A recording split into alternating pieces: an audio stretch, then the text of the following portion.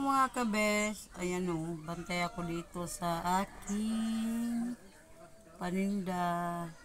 Ayan si Kasya no, sarap ng buhay, paupo-upo lang.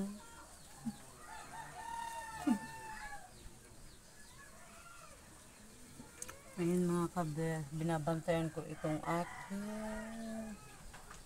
paninda.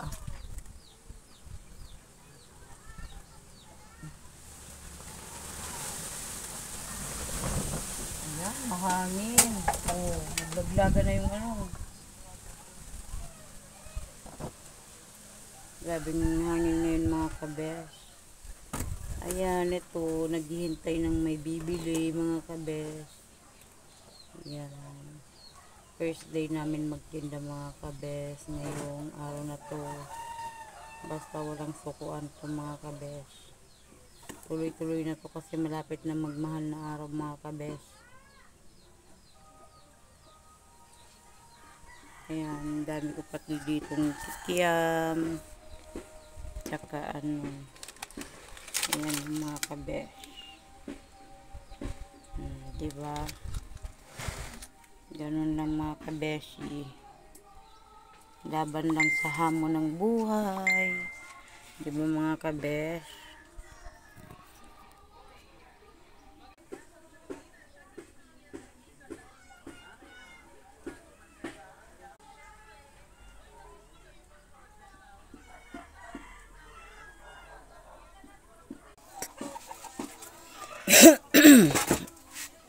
Ayan mga kabes, siyempre nakaano pa ako. Wala na pala yung ano ko rito. Kurintas ko. Diba mga kabes? Para naman nitingnan. Ayan.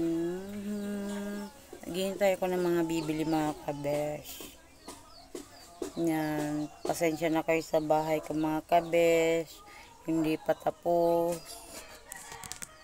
Yan o, marami pang sabit-sabit. Okay lang yan mga kabes.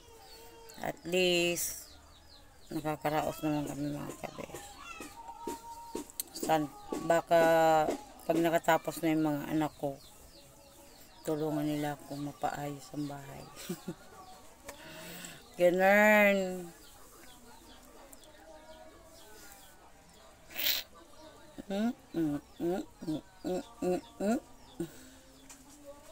Dahil wala pang nabili mga kabes. Ayan, panay ano ko.